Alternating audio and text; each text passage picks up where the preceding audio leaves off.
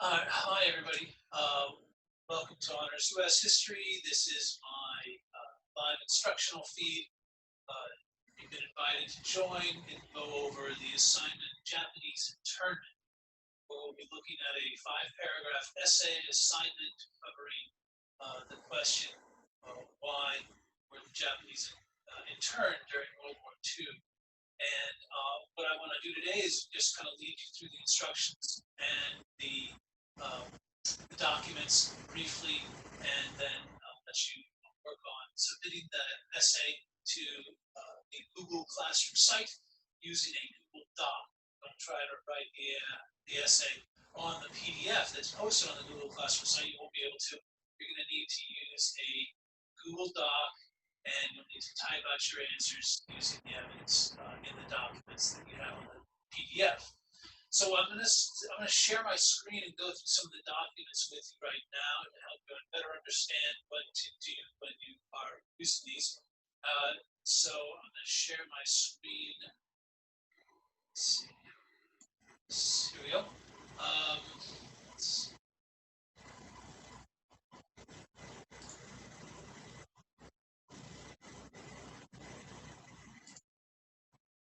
All right, so I'm sharing my screen and I'm trying to use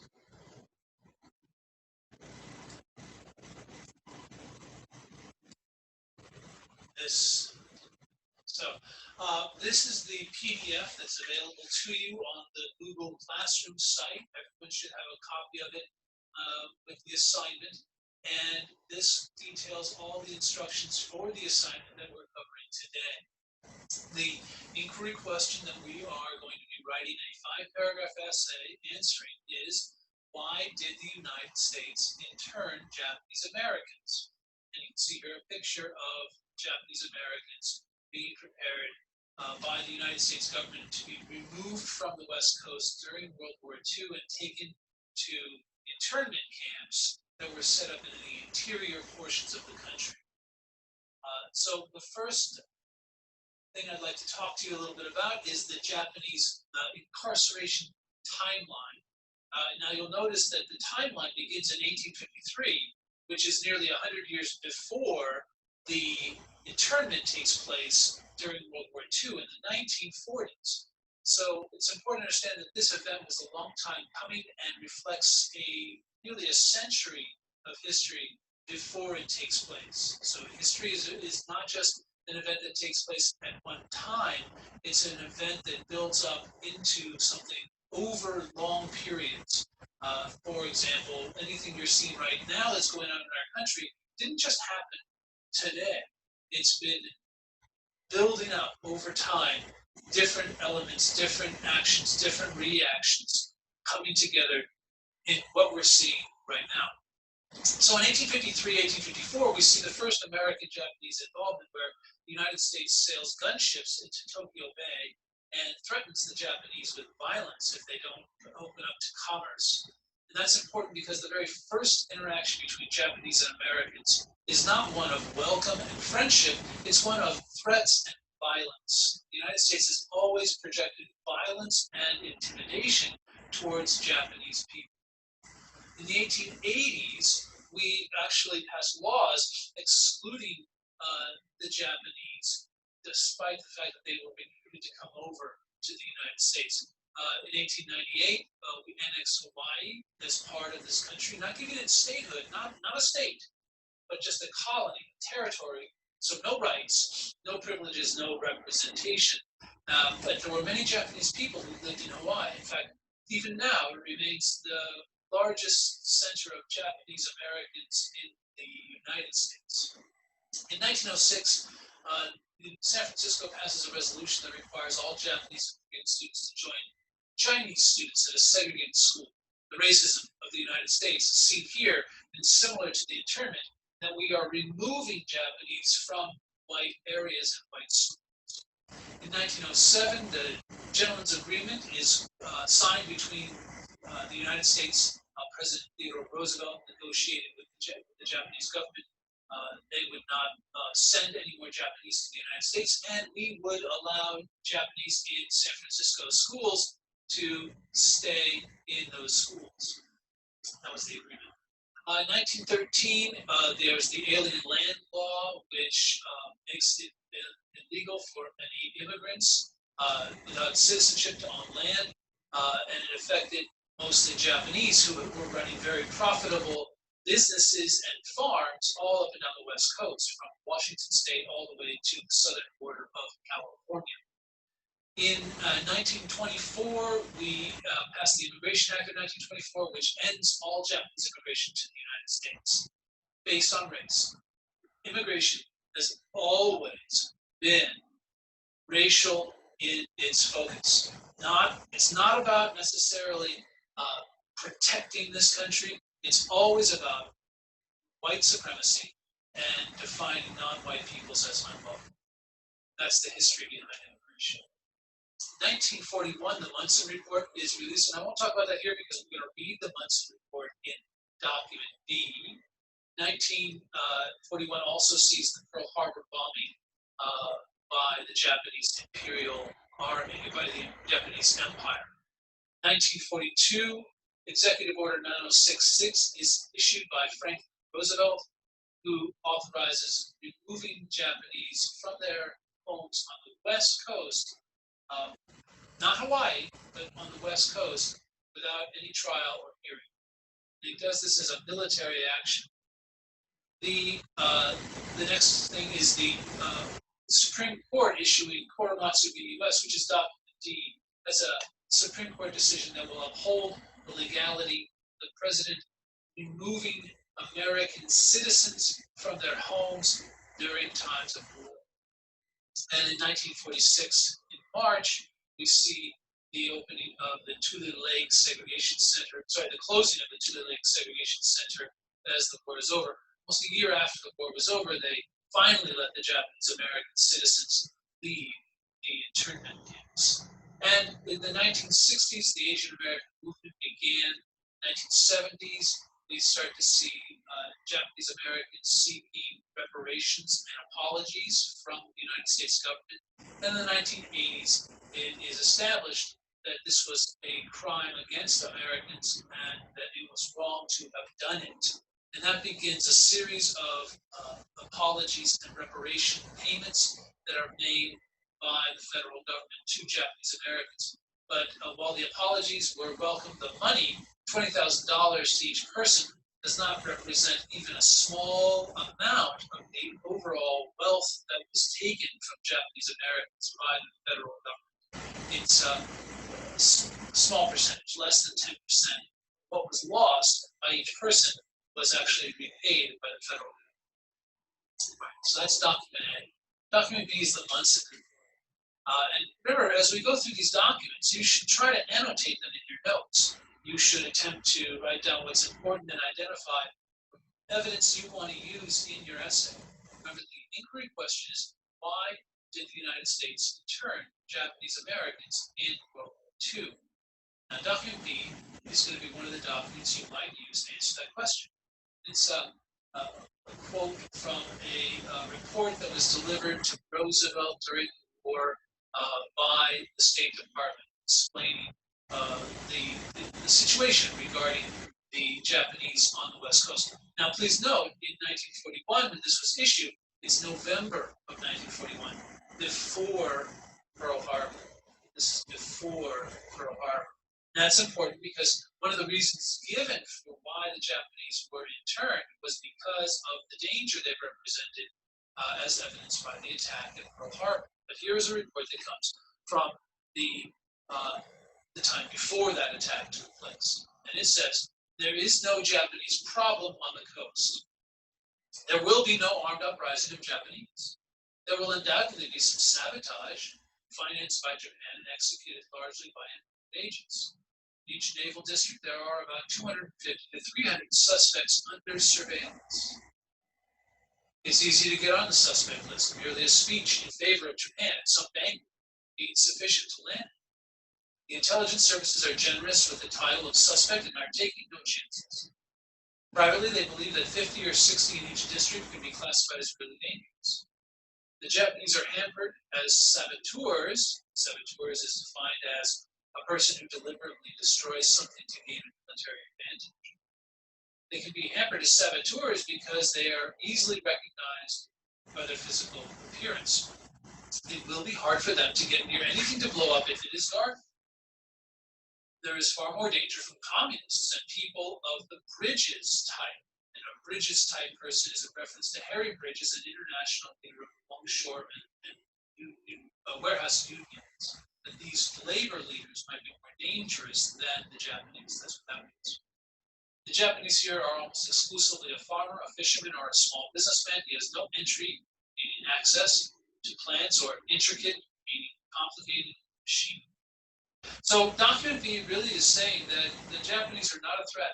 And this is just a month before the attack by the Japanese Imperial Army or Navy at Pearl Harbor. But that they are being watched. That's also very important here. The government is already watching the Japanese Americans before the attack at Pearl Harbor. And we're trying to answer why were the Japanese interned? Well, it's interesting to know that they were already suspicious of the Japanese Americans even before the attack at Pearl Harbor. And so that would weaken the argument that they were interned because of Pearl Harbor, because we know that they were already considered a threat. And why were they considered a threat? Right? That's the next question. So that's document B. Document C is The Crisis, which is an editorial that was published shortly after the attack at Pearl Harbor. This is September of 1942, so it's almost a full year after the attack. And it was, so it's a newspaper that's published by the National Association for the Advancement of Colored People, which fights for the rights of minorities. That is important because it gives us a way to understand the bias of this document. It's going to be in favor of Japanese rights because this is a newspaper that argues civil rights for all people. So we know that before. I didn't know that. It says, along the eastern coast of the United States, where the numbers of Americans of Japanese ancestry is fairly comparatively small, no concentration camps have been established. From a military point of view, the only danger on this coast is from Germany and Italy. But the American government has not taken such high-handed actions against Germans and Italians and their American-born descendants on the East Coast, as has been taken against Japanese and their American descendants on the West Coast. Germans and Italians are white. Color seems to be the only reason why thousands of American citizens of Japanese ancestry are in concentration camps. Anyway, there are no Italian American or German American citizens in such camps. So be careful here, because if you use document C to answer why Japanese Americans were interned, you might be tempted to quote the first sentence of the second paragraph. Color seems to be the only possible reason why thousands of American citizens of Japanese ancestry are in concentration camps. And that would be a fine quotation to use. But you need to explain the context of this document. You need to explain the bias of this document, and you need to explain the comparison it makes to Italian and German Americans as well. Just picking that line and quoting it would be a weak use of evidence. So make sure you don't just pick any line. Make sure that you definitely describe the context, the bias, the perspective, and the audience of your evidence. So that's document C. Document D is the Korematsu Supreme Court ruling against Fred Korematsu, who had refused internment, and Fred Korematsu was ultimately found guilty, and the Supreme Court upheld the power of the United States government to take away American citizens to concentration camps. In it, it says, we uphold the exclusion order. Doing so, we are not unmindful of the hardships imposed upon it by a large American citizens. But hardships are part of war, and war is the aggregation means sum or total of hardships. All citizens alike, both in and out of uniform, feel the impact of war in greater or lesser measure. Citizenship has its responsibilities as well as its privileges. And in time of war, the burden is always heavier. Compulsory, meaning mandatory or required, exclusion of large groups of citizens from their homes except under circumstances of direct emergency and peril, is inconsistent with our basic government institution. But when, under conditions of modern warfare, our shores are threatened by hostile forces, the power to protect must be commensurate. And commensurate means in proportion or equal to the threatened danger. So that paragraph says basically war is hard. We know that. It's tough. We're sorry, but when there's a threat, the power of the government has to be equal to the threat. And you can see that they're basically going to say the threat of the Japanese is so great that the power of the government needs to allow for the removal of Japanese Americans. So then it goes on. And it says, to cast this into outlines of racial prejudice without reference to the military dangers which were presented merely confuses the issue. So they're saying, you can't say this is racist. Korematsu was not excluded from the military area because of hostility to him or his race.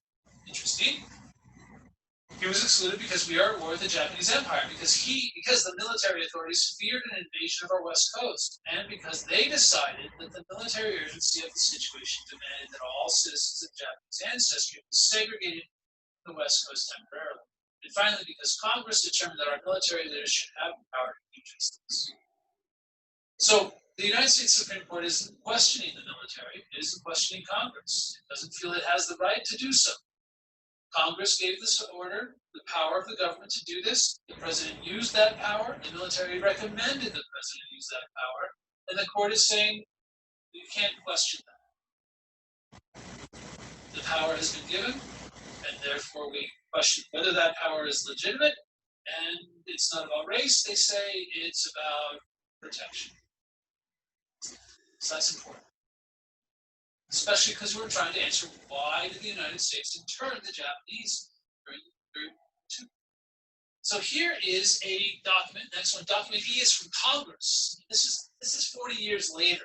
So time has given some reflection, and it says that in a commission on wartime relocation, this report was issued, and it says the commission held 20 days of hearings in cities across the country, particularly on the West Coast, hearing testimony from more than 750 witnesses, evacuees, former government officials, public figures, interested citizens, and historians, and other professionals who have studied the subjects of commissioning.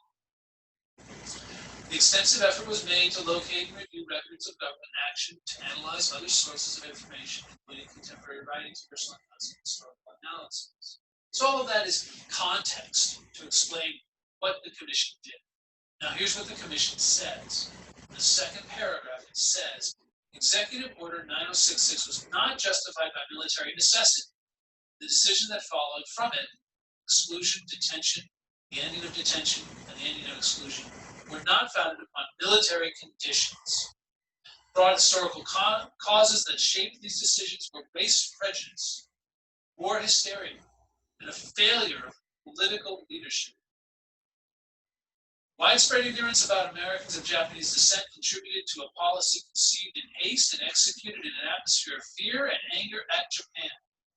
A grave personal injustice was done to the American citizens and resident aliens of Japanese ancestry who, without individual review or any probative evidence against them, were excluded, removed, and detained by the United States during World War II.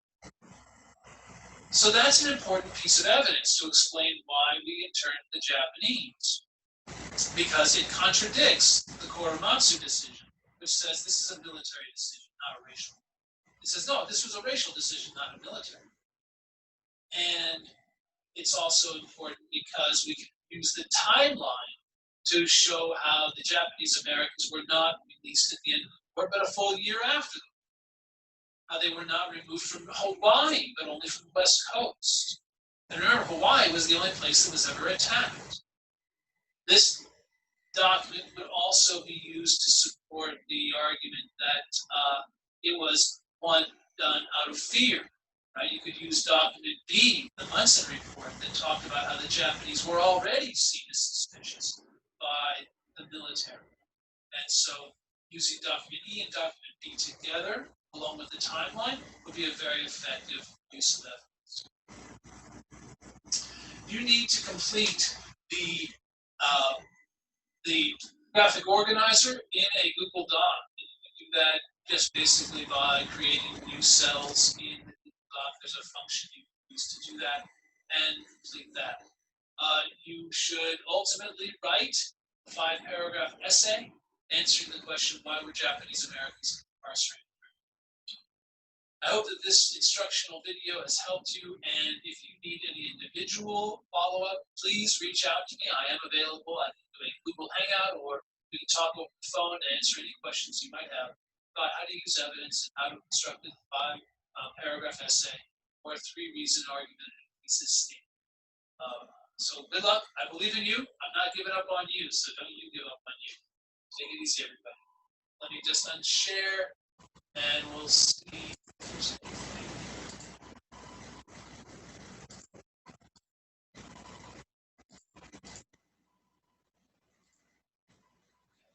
All right, so take it easy.